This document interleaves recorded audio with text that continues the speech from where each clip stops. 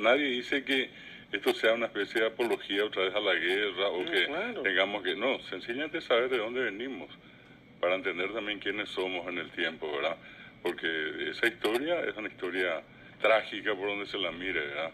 Es más, allí siempre uno, en una famosa canción que todo en algún momento hasta en la escuela se cantaba, siempre uno recuerda, Curupaití, Estero Bellaco, Tuyutí, Humaitá.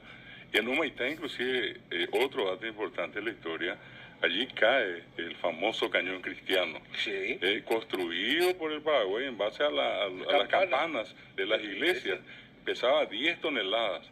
Cayó en poder de los brasileños y hasta hoy está en el Museo del Río de Janeiro. Es uno de los trofeos de guerra.